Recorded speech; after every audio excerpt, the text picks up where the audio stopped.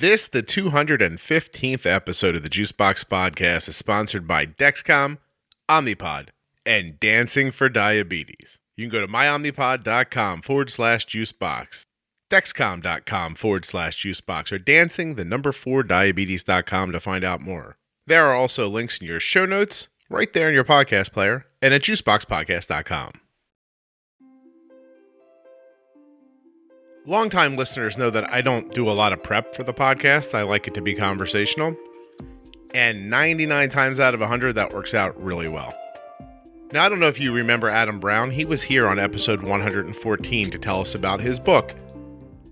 Adam wrote a great book called Bright Spots and Landmines, The Diabetes Guide I Wish Someone Had Handed Me. And like I said, back on episode 114, he came on, he told us all about it. Well, about 6 months ago, Adam asked if he could come back on again and, remind a whole new audience and, other people who may have forgotten about this book, which is free, by the way. You'll find out why as you're reading, but it's a really great diabetes management tool. So I wanted to have Adam back on, but I didn't want to talk about the same thing again. Didn't want it to be repetitious or boring. And so I just thought, I'll go all, into the back of my mind, and we'll do stream of consciousness with Adam. We'll just chit-chat. Turns out I was shot out of a cannon when that happened. And so for about the first 20 minutes of this podcast, I am just free associating with my thoughts about insulin pricing. And I think it gets a little weird. Please remember that nothing you hear on the Juicebox Podcast should be considered advice, medical or otherwise, and to always consult a physician before making any changes to your medical plan or becoming bold with insulin. So poor Adam comes on the podcast thinking he's going to just remind us about his book and we'll chit-chat about some things in it, and my brain just goes full on in a different direction. I had come right from a conversation where I was trying to figure out how to talk about the problem of insulin pricing on the podcast. And that's a topic that presents a lot of issues because I want to cover it completely, understanding all of the sort of moving parts of the bigger issue. At the same time, I definitely think that insulin is incredibly overpriced. To compound the problem, you want to have somebody from a pharma company talk about it, but it seems pretty difficult to get one of them to come on and have the discussion. And there's a certain group of people who, just think that if you're not advocating for free insulin, that you're just not on the side of people with diabetes. And I don't necessarily believe any of those are 100% true. And I'd love to have the conversation, but I just don't know how. Anyway, I had just literally gotten off the phone talking about that with somebody. And we went right into this with Adam, and my brain just went pfft. So there's a lot of free associating in here. I pull it together pretty quickly. And this becomes a really great conversation with Adam. But there are a couple minutes here in the beginning where you're going to need to forgive me for just saying random things. I think it was just the end of my last conversation bleeding into this conversation. And it was unfair to Adam, and I stinks because at points he was just I don't want to answer any of the things you're saying because I'm not sure what you're doing. I may have sounded crazy for a couple of minutes. Please take that as an indication of how much I think this conversation needs to be brought to light and how much I don't know how to do that. I find it frustrating. Anyway, I hope you enjoy this episode of the podcast. Well, you've had an incredible amount of success with your book. Yeah, it's been a good ride. It's really fun. I absolutely believe that. We're recording already. I'll introduce you later. You don't have to do that. When you reached back out and you were like, hey, I want to do this again, where are you at with the book right now? Is it into a different phase, or are you just trying to keep it going, or what's the idea? Yeah, I think it's keeping it going. We've gotten over 80,000 copies out, but as you know, almost 4,000 people are diagnosed with diabetes every day. Most of those type 2, obviously, but there's so many people, terrible advice, that have never heard of CGM, that, have never been told that sleep matters. And so I think we sort of think of it like a last mile. How do you get something that seems to work really well into the hands of more people that could benefit? And releasing the audiobook, which was a way bigger project than I imagined, is kind of the next attempt to do that. But yeah, it's been a great ride. No kidding. Well, first of all, and it should not in any way be overlooked. 80,000 copies of a book. Had you not done this the way you did, which is you guys are, I mean, how do you really handle it? Is the book free in Kindle form? It's free on PDF. It's $1.99 on Kindle, and it's $5.78 on Amazon. And then the audiobook and the great thing is because we self-published, all of those prices are the lowest they can be as a nonprofit. So we can price it at cost, which is awesome. So yeah, I mean, you're at that cost for the consumer, it's basically free. And I mean, seriously, like $5 for a book is incredible. $5 for a book that will be valuable to you is incredible. Had you not self-published, though, Adam, do you ever think about it? 80,000 copies, you would be like a New York Times bestseller. Yeah, I think self-publishing was totally the right call for so many reasons. Mm-hmm. But I think in part, it probably would have sold way less copies as a, whatever, $16.99 hardback or whatever it might be. Yeah. So to me, I mean, we might have talked about this in the first conversation, but when I had the epiphany that like the point is to help as many people as possible, self-publishing was such a logical choice. Oh, yeah.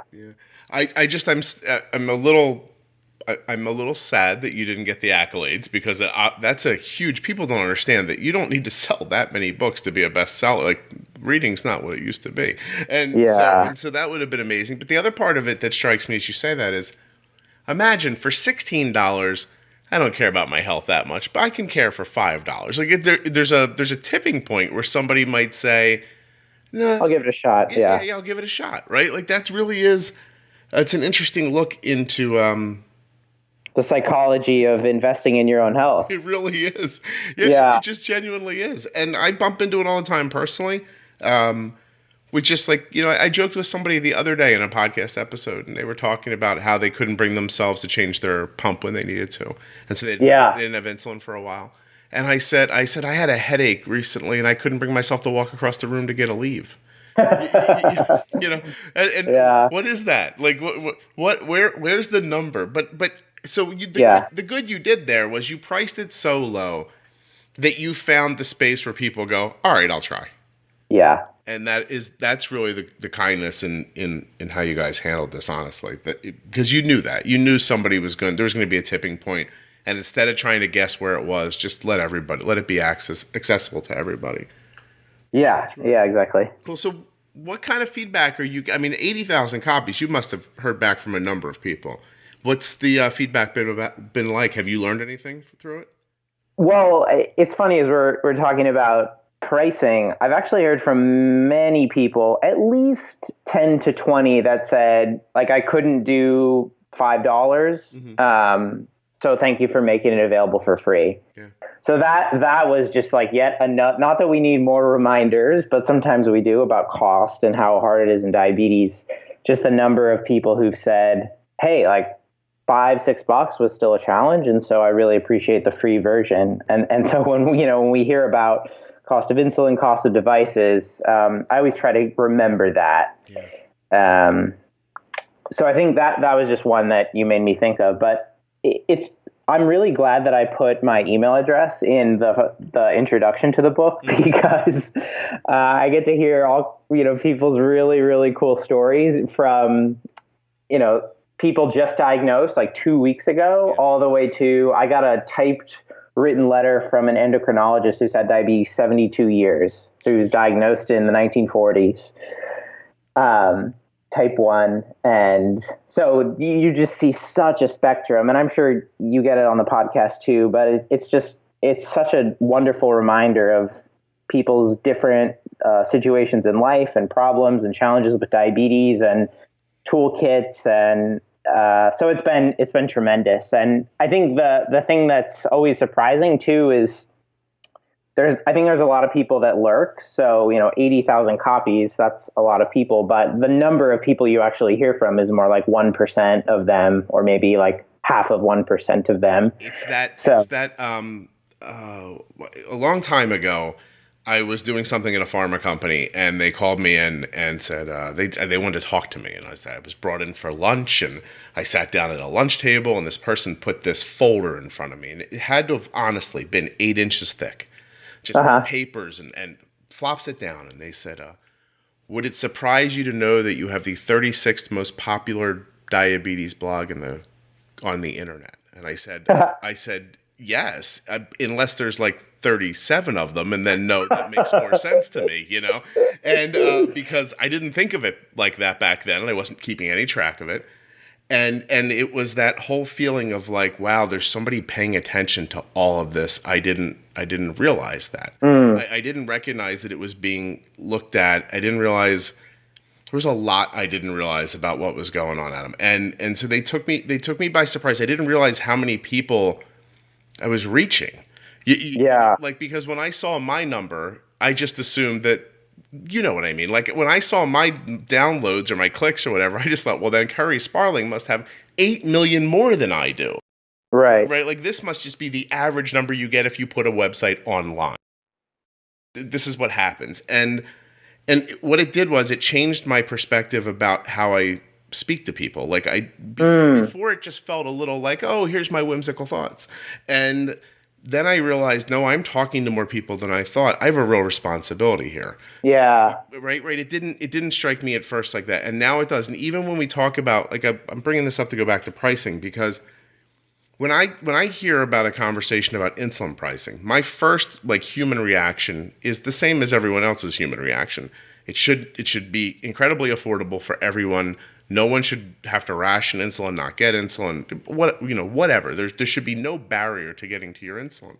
Right. And then in the same breath, I think, but what if the company doesn't make money and it goes out of business, and then we don't have it? Like, there's a balance in there somewhere. I know the companies some of them are making an incredible amount of money, right? And that is off-putting to people. Yeah. And then I have this process, whereas I watch my wife do similar work, and I think, well, she's this really bright person, and she's incredibly dedicated and good at this, and you have to pay her the going rate, or she's not going to do it. Like, where's the balance in there? And how do we just, like, how do we just give the free books to the people who need the free books, and the people who can come up with the 5 have to come up with the 5, and, like, how do you make that all work? And I struggle a lot when I'm talking about it, because there's a lot of different, I don't know, there's a lot of different thoughts in there, and it's not easy to talk about out loud, because again, my very first thought is a very human level. I just want everybody to have it.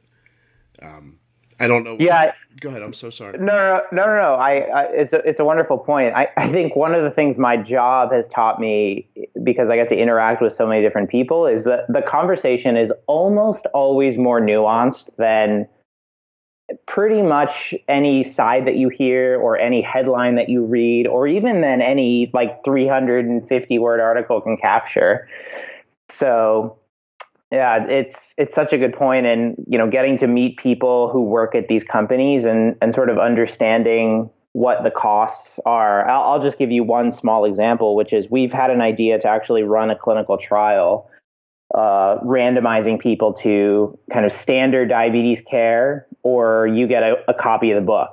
And we'll do, like, we try to come up with the simplest, most basic trial we could think of, which is measure them when they start, A1C, have them wear CGM, time in range, measure them at 6 months, and then maybe measure them at a year. And so just super, super, super basic trial. Right. And the lowest number we could come up with for 50 people in each group was $70,000. Oh, perfect. And I was just like, oh, perfect. Like, we're definitely not doing this, because that we could put $70,000 could pay for whatever 10,000 books that we could send to educators all over the U.S. But it was they work. Yeah. Totally. But it was a reminder to me of, like, my goodness, when a pharma company has to do, a 4,000 patient trial for a new insulin, that's and pay 40 investigative sites and doctors and do all the lab work and fund the insulin. it's always a much bigger proposition when you start digging into the details. So that was just a moment I had the other day that was pretty interesting. It's incredible. And when you take it down to like just a very granular level, here's one for you. My wife looks exhausted and sits up every night till midnight working. She doesn't get paid till midnight. She gets paid till 5 o'clock in the afternoon. Right. But she works and works and works and works and works. And it's just, there's a balance in there somewhere. Here's how I think of this, Adam. This is a sports story, so I don't know where this is going to fall for you, and you're much younger than I am. But when I was in my early 20s, free agency didn't exist in the National Football League. Like, you couldn't just decide my contract's over, I'm going somewhere else, I'm leaving. Like, the players didn't have that kind of freedom.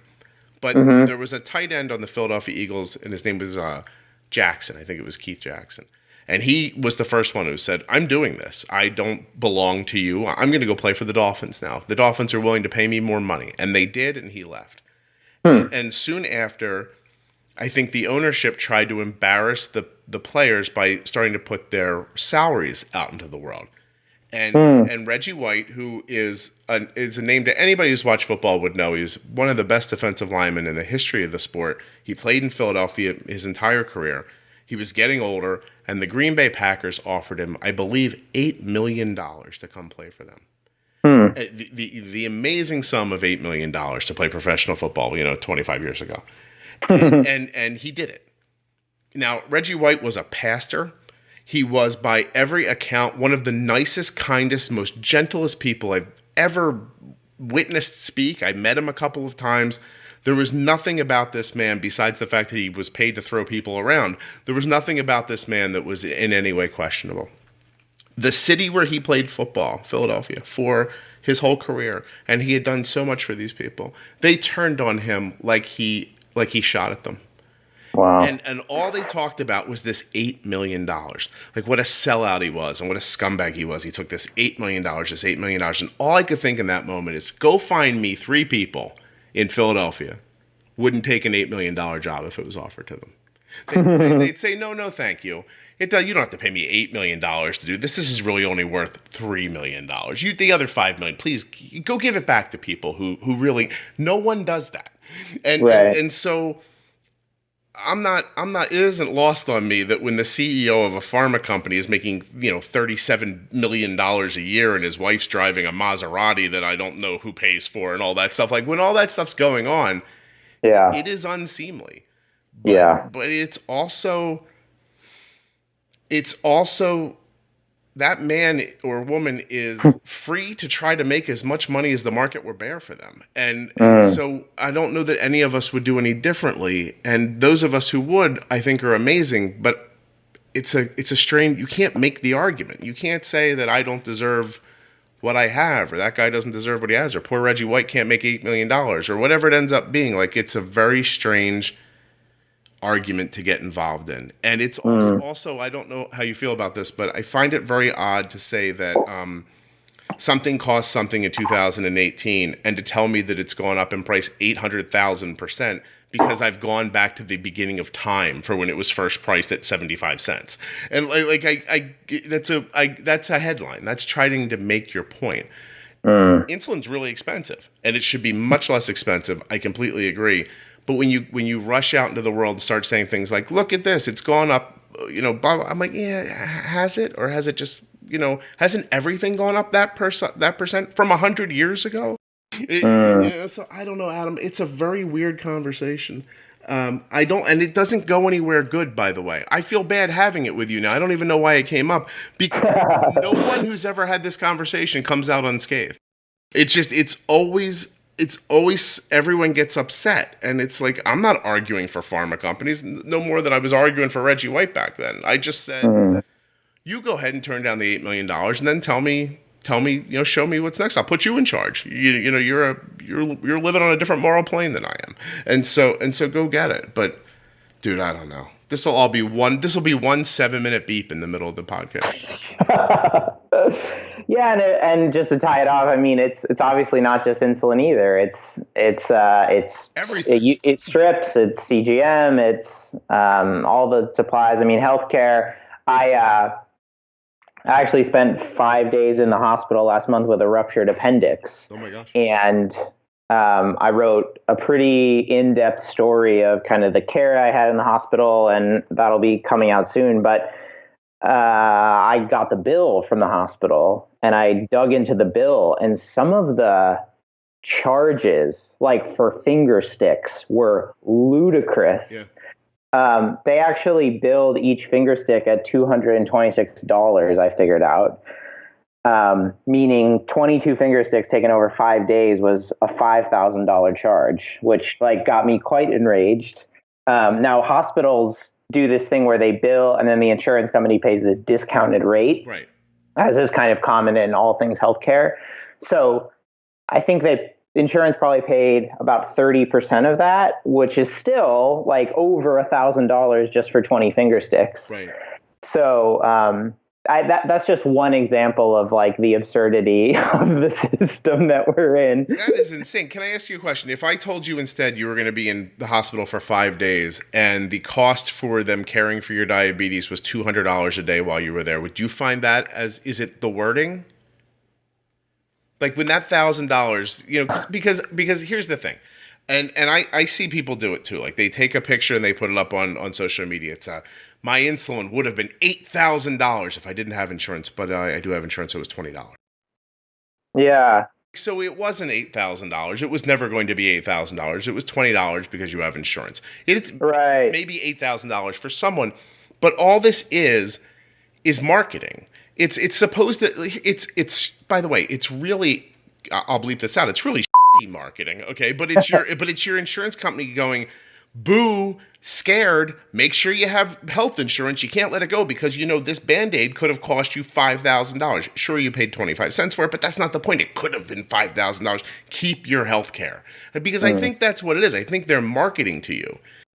I guess I don't know why it seems like a weird way for like the hospital to charge whatever 3x what the actual price that's paid is. So I don't know what the history of that is or why that happens. But my sense is it's more on the hospital side than the insurance side, but I really don't know. Yeah, and that is the other problem, isn't it? Is you sat and really dug through it, and how can you even figure out what it's so cloaked and hidden just so that none of it can kind of make sense? Yeah, I actually emailed like five people to make sure I wasn't off my rocker. I'm going to call the hospital billing department today to make sure because it is a pretty damning detail if it's correct. Yeah. Oh, it's Arden's children's hospital does it now. Like you make an endo appointment, and about a week or two before they call you, and they go, "Hey, this is about what it's going to cost for you to come here." And they give you the number, and they go, "Do you still want the appointment?" And I'm like, "Are you trying to scare me out of coming to my endo appointment? Like what is this exactly?" Like, yeah. We have too many people come in and then say they can't pay later, so we're going to tell you up front what it costs. Well, I guess I mean, it's good to have transparency. They certainly didn't tell me what my appendix surgery and $10,000 a night stay in the hospital was going to cost. But when it told you that, Adam, you would have tried to reach down your mouth and grab the appendix with your hand. Yeah. Oh my gosh. Yeah, it's hard to have cost transparency in healthcare, though. But hopefully, it's getting better over time. I don't know if it is. This is outside of my area of expertise. It certainly is, and I don't know anything about it. But I don't know if you saw that CVS and Aetna merged today. Oh, that actually went through. So I don't know what's going to come of that. But yeah, I mean, listen, all this is outside of my expertise. I'm just telling you how it strikes me. Like, it's just, you know, like I don't know how you forget healthcare for a second. Like, I don't know how you go to any company and say to them, this should be cheaper. Because, I mean, I paid $15 to get into a movie. I think that's outrageous. And so if enough of us thought that was outrageous and we stopped going to the movies, then the price of the movies would go down, so we all came back. We all can't stop buying our insulin. We all can't go, this is outrageous, forget it. And so it is a different argument. It's your health. It's a completely different argument. And at the same time, the feeling I get, and I don't get this feeling from like one particular place, but it's a business way of thinking about health, which is we're covering most of the people. Some of them are going to fall through. There's nothing we can do about that. And I don't know how unreasonable that is or what the answer is if that's not the answer. I mean, one of the good things I think we're seeing, at least in CGM, is with Libre. I mean, Libre from the beginning was designed with cost in mind. That was a design principle of that product. And I think that's one of many reasons why it's been so wildly successful globally. But I think more and more companies are, at least on the device side, and probably on the pharma side too, are just understanding that cost has to be a foundational principle of your product design. And that actually requires making pretty significant design and R&D trade-offs that change the product fundamentally. Certainly in the case of Libre, but Dexcom is working on the same thing with Verily, and I think that's good. I think over time stuff should get cheaper. Let's hope. It has to, and it also has to. You need the competition's incredibly important too, like because it just. I was just saying to someone the other day, and you'll know better than anybody, but the rate of improvement is insane over even a decade ago. Like I was saying to somebody recently, a decade ago, somebody would be like, we came out with a new meter, and the whole diabetes community would be like, wow, new meter, very exciting. And and then 9 months later, nothing happens. Nothing. One other company would be like, we have a new meter too. Ooh, another meter. And then and that would go year after year, nothing. And then you'd hear about artificial pancreas in Europe, but it would never really make it here. And then all of the sudden, it's just coming like hand over fist now. It's like it's just like, hey, here's the Libre, here's the Dexcom G5, here's the G6. We did Loop, we've got this. It's like, wow, it really sped up, and even that speed's got to start impacting the price. I'm assuming. Totally. Yeah, it's a wonderful point. Definitely more competition. Also, I think historically, diabetes devices have innovated on hardware, and now the hardware is getting to a point where it's so good, at least in CGM, that it's all the innovation is going to happen in software, and the kind of the coaching and the support and the pattern recognition and the decision support and all the stuff around the hardware. And you can innovate a lot faster on software than you can on hardware. And so if anything, the pace of progress is going to continue accelerating. That combined with competition, combined with FDA's just being generally awesome and supportive of interoperability and faster pathways. And so, I think that is the most amazing news for people. 0 finger sticks. That's what you get with the Dexcom G6 continuous glucose monitor. The Dexcom G6 makes diabetes treatment decisions with 0 finger sticks and no calibration. Always know where your glucose number is headed with the new Dexcom G6 continuous glucose monitoring system. Now FDA permitted for 0 finger sticks. Talk about a hokey pokey, right? You're always poking yourself in the fingers to make them bleed, but you don't really need to do that anymore. Go from pokey to no pokey. If you are ready to see glucose in a whole new way with Dexcom CGM, all you have to do is provide them with a few details so they can get you started. And you know where you can do that? At Dexcom.com/Juicebox. When you get started with the Dexcom, you're going to be able to see the trend of your blood sugar, right? Which way is it moving and how fast is it going in that direction? You get to see the actual blood glucose value as well, but man, the arrows telling you how fast your blood sugar is moving and what direction it's going in, that's the real kind of genius of the Dexcom. Plus, there's share and follow, right? For Apple and Android phones. All that means is someone you love can be anywhere, wearing a Dexcom CGM, and you can be somewhere else and know if their blood sugar is rising or falling or staying steady, right? You could be that person behind the person while they're at school or sleeping. And Dexcom just added Hey Siri to the device, so you can now just say, Hey Siri, what's my blood sugar? And it'll tell you. So it's time. Dexcom.com/Juicebox. Put in that little bit of information. Get started today. Find out what you're missing. Those links are also available at juiceboxpodcast.com and in the show notes of your podcast player. Jake Leach is the R&D head at Dexcom. He was on a few weeks ago, and he didn't really elaborate too much. He's going to come back on. Actually, I guess he's back from Germany soon. He's going to come back on. But they just bought a company, and it was clearly all around like the software ideas. Yeah, type 0. Yeah. And I was like, oh, this is incredibly interesting because to your point, like, right, how much better can that wire get? How much where's the real leaps are made in the artificial intelligence part of it? Really, that is really what we're looking for. Is we're looking for this predictive nature of these algorithms to just get better and better and better. And it's, I don't know about you. My daughter's only, gosh, she's 10, 12, how old? She was 4 when she was 2 when she was diagnosed. She's 14. I can't even do the numbers. She's 12 years into this. Yeah. And I'm at the point now where I'm like, okay, someone please, like, take these things and put them all together and get me out of this, because like I don't want to do this anymore. I really want. Last night's such a fine example. Like, Arden's blood sugar was great going into bed.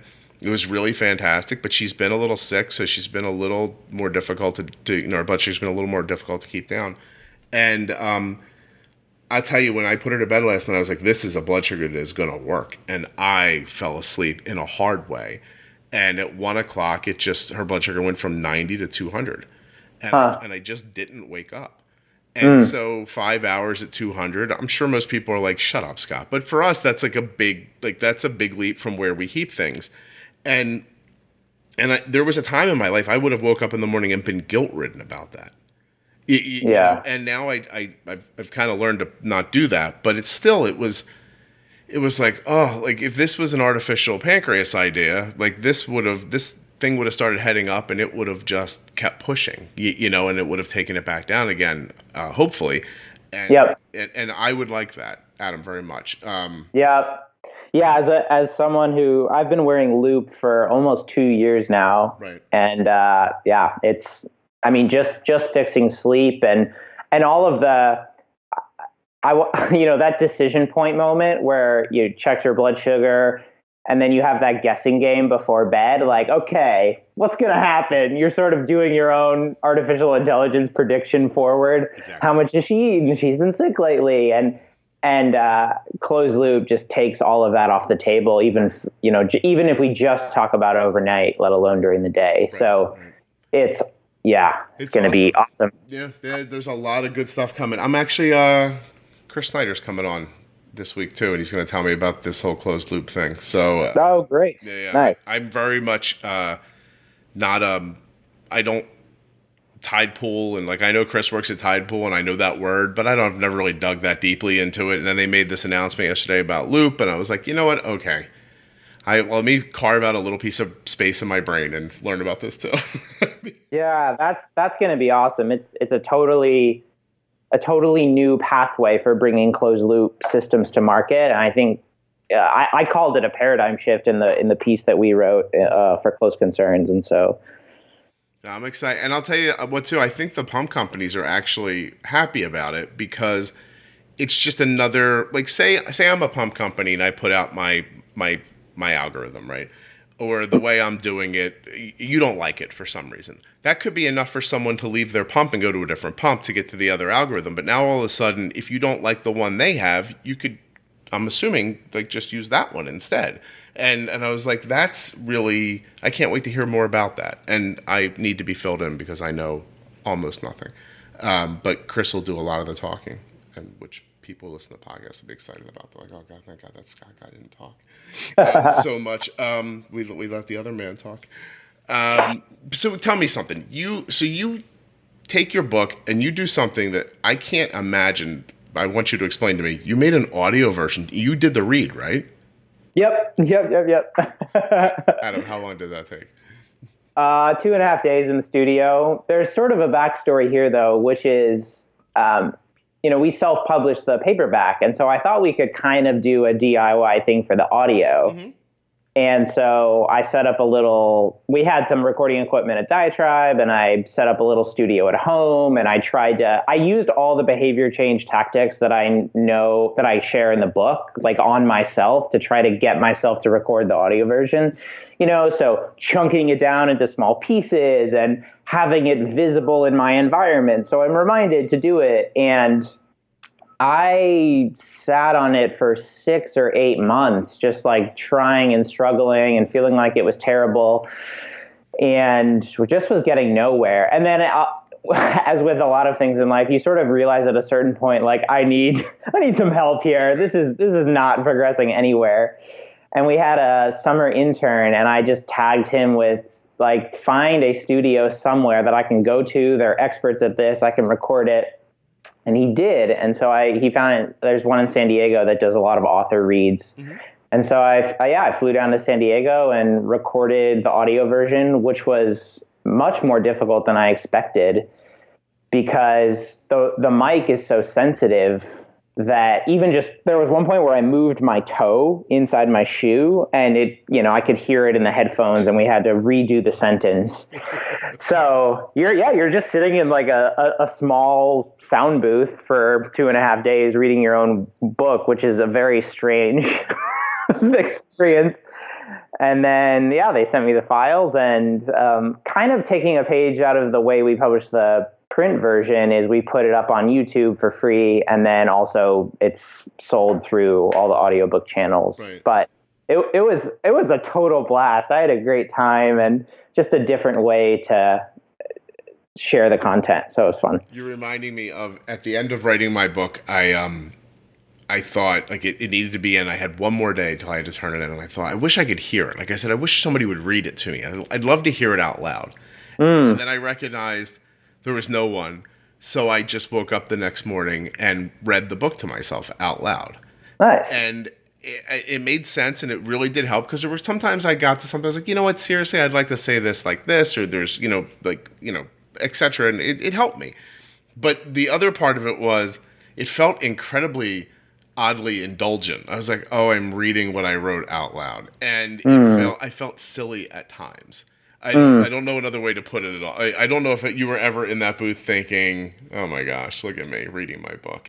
And if you didn't, good for you, by the way, because that's just confidence that you have that. Well, I think it helped that a number of people had emailed me and said, can you please make an audio version, because I have a long commute, or I'm visually impaired and I just can't read print any smaller than, X size. And so I had gotten enough of those emails that was kind of my mission, was to, like, help the people who've requested it with something they could consume. So I think that definitely helped. But yeah, it is a very strange experience. It is very good to get that feedback, any kind of feedback, by the way, because, like, while you and I are talking, I got a message, and here it is. It says, "Oh my God, Scott, I think I'm really getting it. I'm sorry for shouting, but I cannot shout here in real time, and thank you."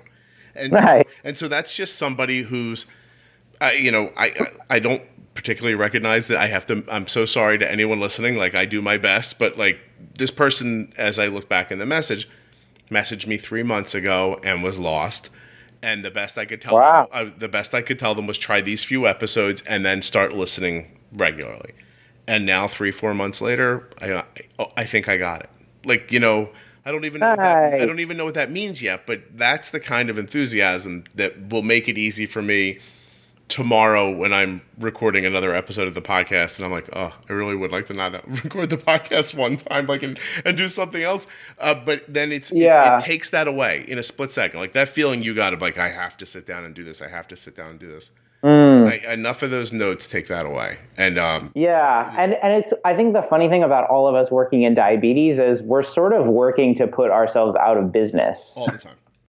We want to give people, at least those of us on the content side, like, content that is so good that allows them to just take a toolkit and take care of themselves. I just said to somebody recently, I'm like, the goal of this podcast is for you not to need the podcast, because in a greater sense, I'm in a race. I think I'm in a race with. Here's how I think about it.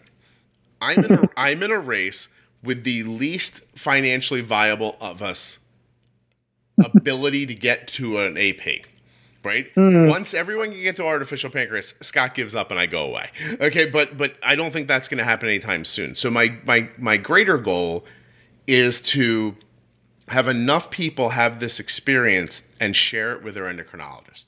Right. Because at some point, it would be a lot quicker if endocrinologists were telling people what you're telling them. It would be a lot quicker if they told them what I'm telling them than for them to get the bad information, go out into the world, feel horrible, feel like this is never going to get any better, absolutely have the pressure and the anxiety that comes with this, rock bottom out, and then if they're lucky, dig up your book or this podcast or something else like it. Like that so much of that process is unnecessary if at the beginning people would start talking to them like this.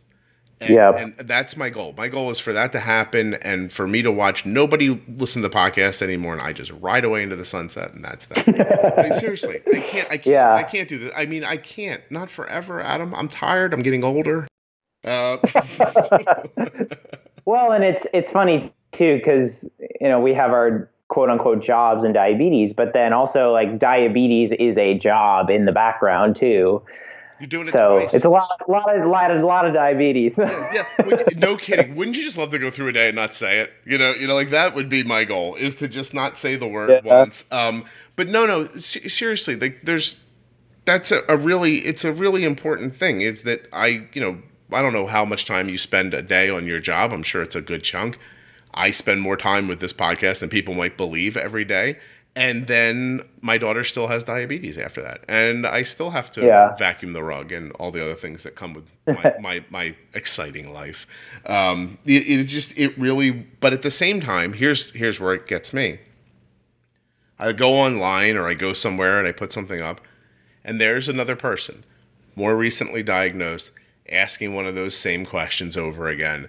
There's a sadness you can feel it in typing, which is not something I never would have imagined that you could feel sadness in a post on Facebook, but you can. Like there's a sense of dread and I can't believe I can't figure this out and I'm letting myself down or I'm letting down a loved one and this feeling and then for you, or I don't know for you, but for me, I think, well, someone has to do something. Right. Like what are we doing? Like I can't just let this person sit here. Like somebody has to do something. I have to. That's all. It really is. It's absolutely encompassing, and it strikes me as deeply in my heart this morning as it did the first time, or 10 years ago, or whenever it hit me the first time that wow, we can't. How do we know these things and not tell someone else? That feeling. I still feel it. I feel it the exact same way every time. I love your book. That's why I love what you guys did with the book. Really, it's just really, it's just it's a kindness. And I know that. I mean, you guys are a nonprofit, right? You're not for profit.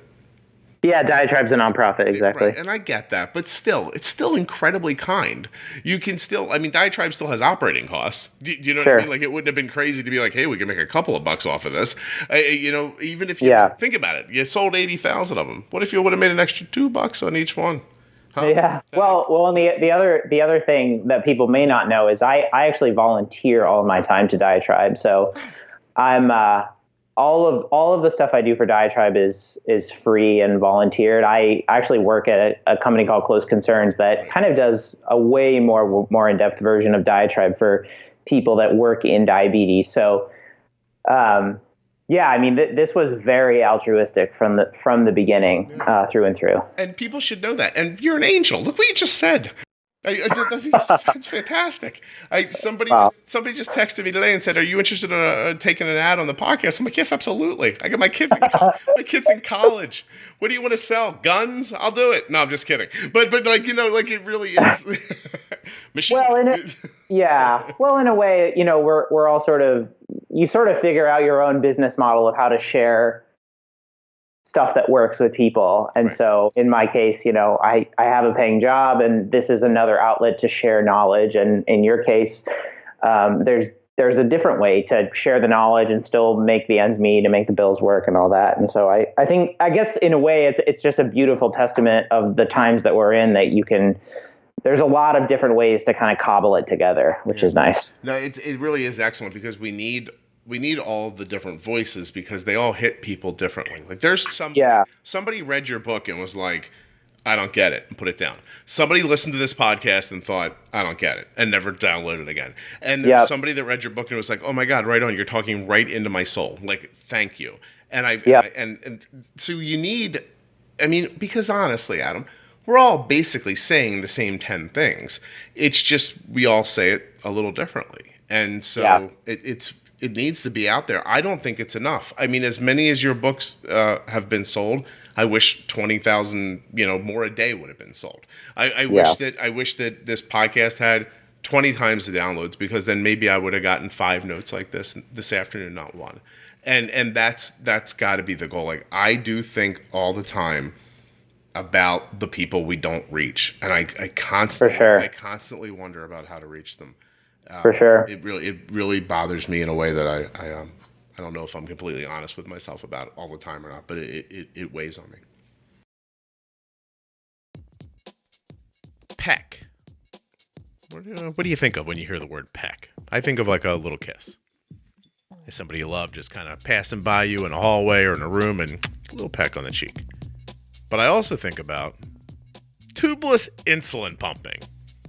Why is that? Because Omnipod has taken what I've been telling you for years is the free, no-obligation demo pod, and they've given it a new name. It's the same little kit that, you always got. Actually, the box looks nicer. Looks like a redesign. Oh, you know what I see in there? It's a picture of the new Dash PDM. Boy, that must be getting close if it's showing up there. Anyway, try a pod for free to experience how liberating it can truly be. If you're considering insulin pump therapy, the best way to understand the comfort and convenience the pod offers is to try it firsthand. So get a free experience kit, which includes a sample, non-functioning pod, and see what you think. There's no obligation to buy. So if you just go to myomnipod.com/juicebox, Omnipod will give you a peck, a pod experience kit. It's a free, no obligation offering that gives you an opportunity to try on the Omnipod and wear it to see if you like it. You can kind of imagine, I might wear it here, maybe I'll put it there. This thing is so easy to hide with clothes. There's no tubing. Oh my God, no tubing. There's not a thing I have to clip to my belt later. There's not going to be 3 feet of tubes to squirt the insulin through from the controller to the infusion set. Nope. None of that. myomnipod.com/juicebox. You deserve a peck. Did you think the show was going to come back on? You did, right? There was an ad and then some silence. You thought, oh, the show will be right back. But first, dancingfordiabetes.com. I want you to go to dancing4diabetes.com to learn all about this organization and what they do for children living with type 1 diabetes through the art of dance. It's absolutely magical. I also want you to check out their Touch by Type 1 event that's coming up very soon. I will be there speaking, talking all about being bold with insulin. If you're in the Orlando, Florida area, please go to dancingfordiabetes.com, not just to find out about what they do, but to sign up for the Touch by Type 1 event. The rest of you, just go to see the pictures of the adorable children dancing and looking happy. Okay, now the show's going to start back up. Right now. Yeah, me too. Me too. I mean, you started out at the beginning asking what's kind of the phase of the book and the launch, and I think that's kind of the one we're in, is how do we reach the channels that we may not have, a line into? Yeah. It's really important. How do you keep this from, because you see how valuable it is, and what if it just became old news? Do you know what I mean? That's a sadness in itself. Think about anything really, a great television show, right? Really wonderful television show. When it ends, people, with Netflix maybe more than used to, but still, the masses don't get up every day and go, that MASH, I've heard good things. Let me go check it out. But it's still there, and it's still valuable, and it still does what it does, and yet something else comes along. And sometimes the stuff that comes along next is not as altruistic as what you did. And it's a little more of that. And, and there's some spaces right now on social media that are so click related. Your success is a like, which is nice, but doesn't help anyone. Do you know what I mean? I have 20,000 clicks on my picture. Great. Everyone's blood sugar is the same as it was this morning. Like that's not what I who cares if 10 people like it? If 5,000 of them read it and one of them says, "Hey, that was great," but it helps everybody, that's the kind of stuff that's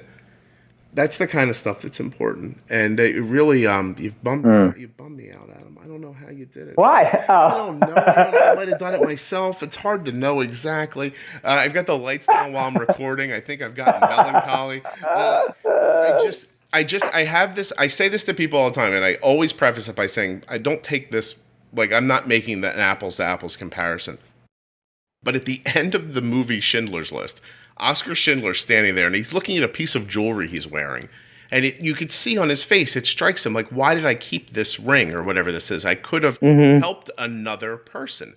And not the dread that's on the actor's face. Sometimes I feel that way. Like, I'm serious. Sometimes I get a note from someone about their A1C or their variability, and I think, oh, that's great. And then my first thought is, why is this not 10 notes? Like, why? How did I mess up and not find more people that this could have helped? Wow, that's going pretty hard on yourself. I know, but I think it's just how long I've been doing it. Like it's like you get like it's frustrating at some points. It's not frustrating that people get more like the other people get diabetes. That's just that sucks. But it's frustrating because I'm right at the edge of it. I think I should be able to figure this out. Like maybe that's my frustration really, is that I should be able to figure out how to blow this up. Like I want Adam's book downloaded by every person who has type 1 diabetes, not 80,000, every one of them. And how do you do that? How do you make an endo not tell you, hey, bolus and then wait 3 hours and test? Like how do we stop that from being the way people talk to each other about diabetes? And I don't know. Well, I think part of it is like it's a never-ending thing. So when you think about all the people globally who have diabetes, and even companies with 100, 200, 500 people on their sales force going door to door to endos can't reach everyone. I would like that sales force. I think I could do something. Yeah. Right. Yeah. I really do you never have that feeling that do you, like put me on a tour of America, I'll go tell everybody myself? Like, do you ever feel like that?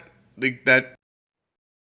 Yeah, I think I have. I think I actually realized that I was just totally exhausting myself, and then that was turning around and being counterproductive to like all the other things I was trying to do. I hear that, yeah.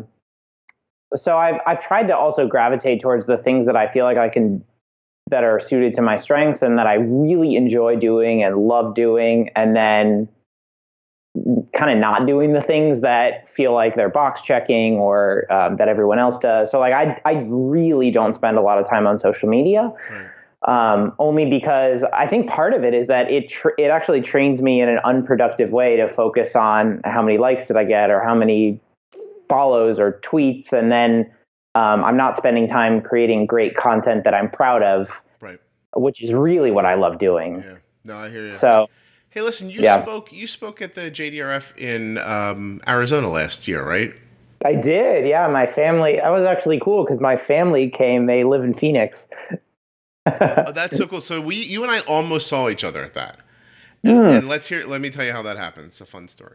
So wow. I get contacted by them and they're like, we want to come out and have you speak at this thing. And I was like, great. And I was like, who have you talked to so far? And they said they had somebody else. I forget who. They had two. Nicole Johnson. Yes, they had two names. And I was like, okay. So I started chatting with them. I was like, are you sure you really, like, what do you need a third person for? Like, I was like, these are thoughtful people with good ideas. Like, you don't want to bring me there. And I was like, because I'll just talk over everyone. I'll get very, like, territorial about my time. And I was like, and say you put me on a panel with Adam. Adam's making great sense. And then I'll sit there and I'll think, let him talk. Because he's doing great. And then my ego will go, no, you talk. And I was like, and then it'll all just be a mess. And I was like, I'm way too chatty to put me with other people. No, I want to come next year. So I'm going this year instead of last year. Oh, nice. But I was genuinely concerned that they would like panel us together or something. And then I would just be like, at the end of it, Adam would look over and go, well, that son of a bitch never stopped talking. And why did I even, my family's here. What did they see? They saw me sit here. And I thought like, let one voice kind of ring like truly. And I heard that it went really well for you there. So when you have that opportunity to speak in person, do you think, like, is that, I mean, I know that's better than social media, but do you think you swayed people in the moment? Do you think you said to them something that made them go, I'm going to look at this book? Oh, yeah, definitely. Well, I think part of it helped that I think they bought a paperback for everyone that was there. That's so awesome. Certainly they had it force-fed to them in multiple formats. Take this. Hold it. Yeah. But I do love reaching people in person because it as you said, it takes it to another level that you can't really get online. Mm-hmm. So I think we need a lot more of both.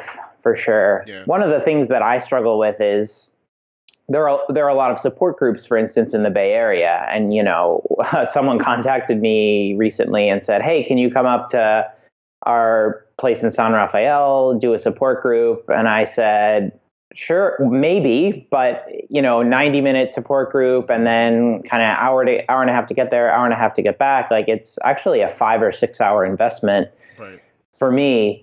And then because I did business as an undergrad, so I'm always thinking about opportunity costs. Like, could I write in 6 hours? Could I write a column that would help thousands of people on diatribe.org versus reaching 15 people in person? And both of those are super duper important. And it's actually, I think it becomes, I don't know if you face this, but it becomes very difficult to figure out how to spend your time and allocate it to help the most people with diabetes.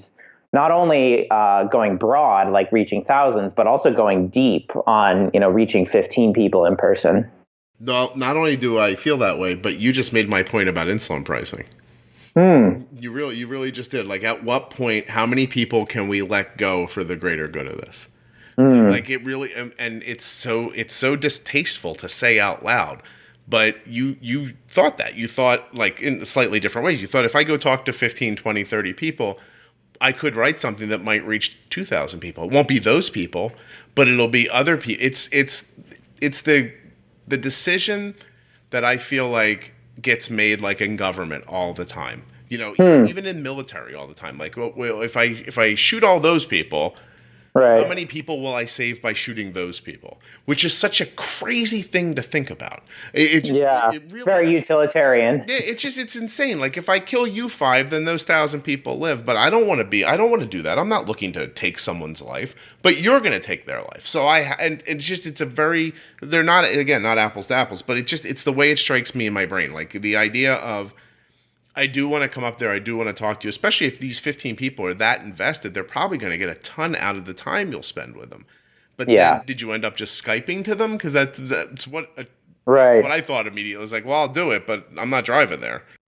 Yeah, I have actually done several Skypes, several recorded videos. I think those work. They're better than nothing. They're obviously not better than being there in person, but I think it's a good way to try to satisfy as many people as possible. But it is challenging for sure. Yeah, I still think we got to get a hold of those doctors and just shake them at them till they tell people stuff that they need. Well, they have a difficult job too. I mean, I don't envy being an endocrinologist or a primary care provider these days. It's very difficult. And don't you think it's really the same? Again, it's just the same version of this theme, which is, it's a different version of this theme, which is, I come in, I have diabetes, I'm diagnosed, my kid's diagnosed, whatever it is. This doctor does not know me. They don't know my level of ability to understand what's about to be said to me. They don't know where the drama in my life is, where my emotions are. They don't know anything about that. So they have to start with this basic information.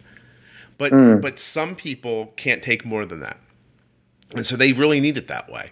But some people go home and I'm telling you, I talk to so many people privately. And the biggest thing that I hear from people is, I heard what the doctor said, and then I went home and I put it into practice. And I'm telling you, Scott, I did it exactly the way they said, but it didn't work. and so they kept seeing like in their gut. They were like, I see what I should be doing, but that's not what the doctor said to do. So not only were they failing on a health level, they had this incredible anxiety that they were doing everything they thought they were supposed to be doing, but they were failing at it. This anxiety, right? Plus their health, plus the anxiety. And then when they see the right thing to do, they can't bring themselves to do it because it's going against what the doctor said. Yeah. And some of them figure it out and go back. One of the things that happens to people more frequently than I can imagine, and this one's terrible, is they go through this whole process, they figure it out, and they go back. Doctor takes their A1C and says something. Trust me, I'll literally get 1,000 emails after this because this happens to so many people. I went in. I've been going in for years. 8. I struggled. I got 7.5. One time 7, mostly 7.5. Then all of a sudden one day, I listened to the podcast a bunch of times. Hey, my A1C is 6.2. Yay! Then the doctor yells at them for 20 minutes. Can you imagine? Can you just imagine? You couldn't have possibly done this without dangerous lows. Some of them have CGM. They go, no, look, no lows. I'm good. Like, 70 here once. I was 65 here, but nothing like no 25, no scary, no calling an ambulance. Like I'm good, right? And they get badgered into not doing it. Some of them. Sometimes the doctors actually get them to go back to doing it the way they were doing it before. Yeah. I mean, it's sort of, I mean, to me, type 1 diabetes is about data. It's about personal iteration and N of 1 experimentation. And it's about behavior. And a lot of it is like food, mindset, exercise, and sleep. It has nothing to do with anything that most doctors are educated in. Yeah. And then part of that is like, what is the model of a doctor managing type 1 diabetes? Is it dictator, or is it kind of like cheerleader and coach? Coach, you would think it would be. It should be a coach, because you and I live with type 1 diabetes 24/7, and the doctor sees us for, at best 4 hours per year, but more realistically, way less, probably 45 minutes a year. Right. So, how about a woman I just saw the other day? I don't want to give too many of her details. Figuring this whole thing out, goes back to the doctor. Doctor remarks, "Hey, it's getting better for your kid. It's excellent." Then looks closer and sees that she's using insulin more than every 3 hours, and tells her she's stacking insulin. It's dangerous, and if she doesn't stop, they're going to call Child Protective Services on her. Oh my gosh! Right? What do you do then? You just run. Right. What do you do? Right. You go, you're the guy. You're the guy who's supposed to be helping me. You're a lunatic. And like, I finally figured this out. And your answer to, can you imagine how excited that mother must have been to go into that doctor's appointment with finally with a success, and was met with, do you want me to have the state take your child from you? Right. Oh my gosh. Well, it's not hard. And the hilarity is like the ultimate standard of care, like best practice for managing type 1 diabetes is going to be a closed loop that iterates insulin every 5 minutes. Constantly. Yeah. The irony. Yeah, I don't know that. Listen, I one time made a cold call to the AAD. Is it AADE, the American something Diabetes Educators Them? I was like, can you please listen to the podcast? I said, here's some notes from people who said they listened to a couple of episodes. Here's the episodes they listened to. Then they became listeners after that. Here's their notes about their A1C and their variability. Can you go tell somebody, please? Anybody? I still hear the guy's voice on the phone. I think he thought I was nuts. And I was at an end of a rope. I was like, why? I can't find all these people for you. Like, please tell them before you make them mental. And, Adam. Yeah, well, it's interesting, too, because educators, we've gone to AADE 2 years in a row now and handed out books in a diatribe booth. Mm-hmm. And in the first year, we handed out 300 books in 40 minutes.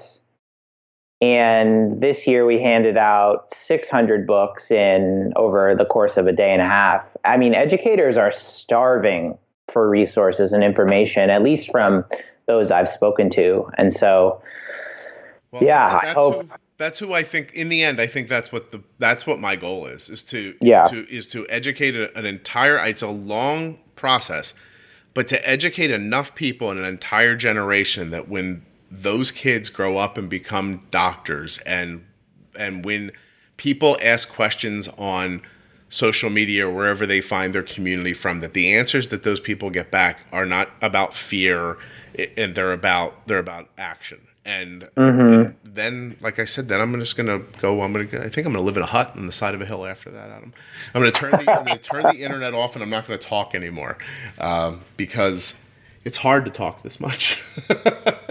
Sometimes it gives me a headache. Well, I think people forget, for anyone producing content, whether it's audio or written or whatever, like it takes a lot of vulnerability, and it really doesn't get that much easier. I mean, each one is kind of scary, and each one is like starting from almost a blank slate. So, and forget that. And not only that, but interesting. I believe I just put up the 188th episode of the podcast. Thank you very much. By the end of this year, it's going to be at 200. It's going to be 3 full years old of a weekly podcast.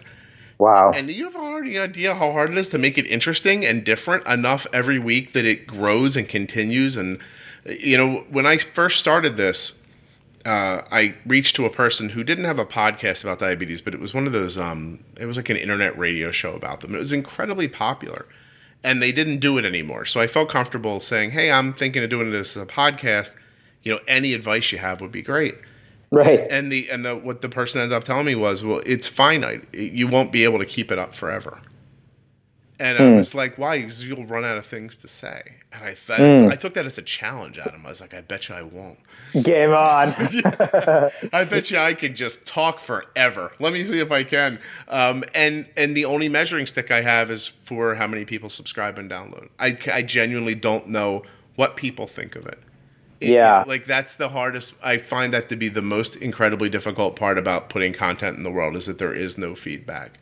That, to your point, and oh my God, where I started talking about all that long time ago, and as I was telling you about sitting down with that pharma company, I did get lost in my own thought for a second. When I was at that meeting where they were telling me about where my blog was and the litany of blogs, and by the way, at that time there were well over 4,000 of them online, which was very diabetes blogs. Yeah, worldwide, slightly over 4,000. But they also had this other data. This other data was amazing. A fraction, less than 1%, like much, much less, of people have the ability to comment on a blog.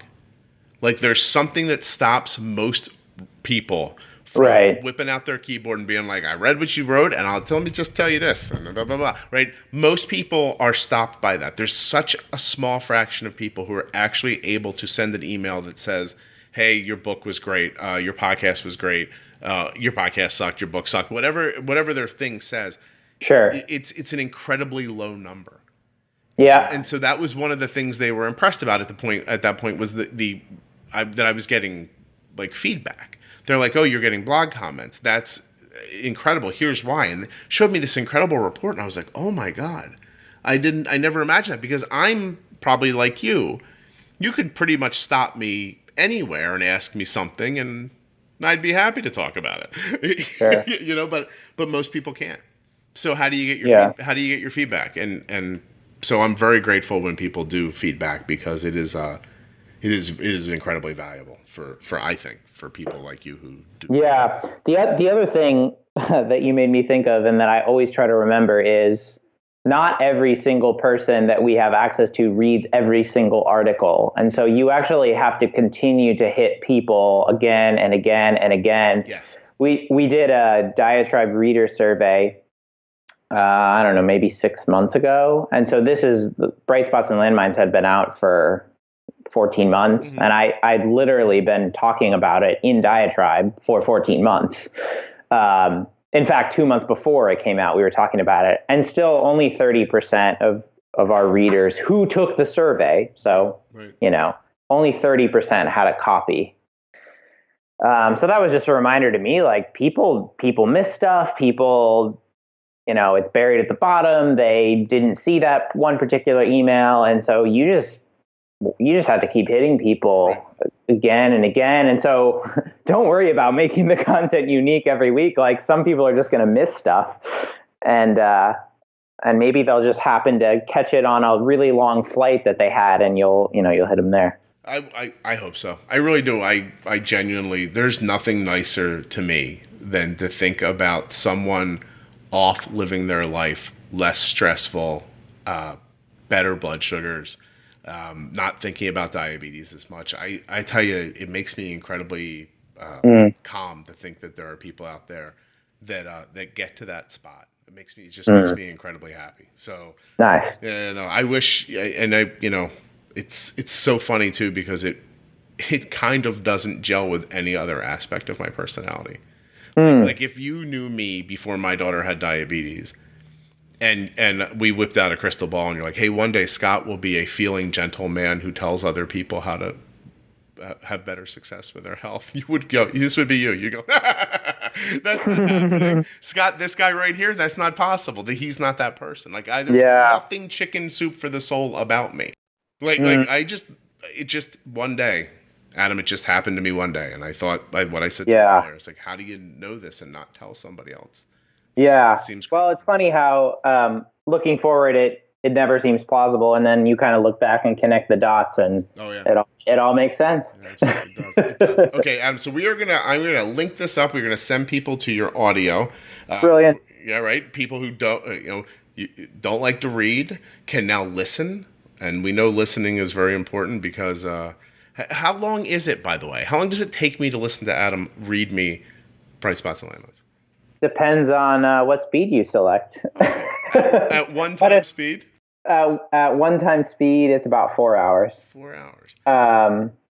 Yeah, but it's based on, 60,000 hours of wearing CGM and thousands and thousands of hours of diabetes conferences and writing, and so it's a pretty good, valuable 4 hours, I think. But I think 1.25 is actually a very nice speed to listen to it at. So at that, it's only 3 hours. All right, so Adam put up with a lot here today. He deserves a full-on ad, right? I want you to go to diatribe.org. It's diatribe.org. First of all, it's an amazing place to get type 1 diabetes news, like really well-researched diabetes news. But beyond that, when you get there, go to the search bar, type Bright Spots audiobook, and you're going to get a link to listen to Adam's book for free. You can also find the book on Amazon.com. As you heard Adam talking about, you can get a hard copy of it for just a few dollars. Get it on your Kindle reader. You can get a PDF of it. There are so many to choose from. I want to thank you guys for listening and, putting up with my rambling. I want to thank Omnipod, Dexcom, and Dancing for Diabetes for sponsoring the show. Please go to juiceboxpodcast.com. The link's in your show notes, or myomnipod.com/juicebox, dexcom.com/juicebox, dancing 4diabetes.com to find out more about the wonderful sponsors. In just 2 weeks, I'll be back with more diabetes pro tip episodes with Jenny Smith, and Jenny and I have been talking about, maybe doing some more together. Ooh, now you're wondering what that means, aren't you?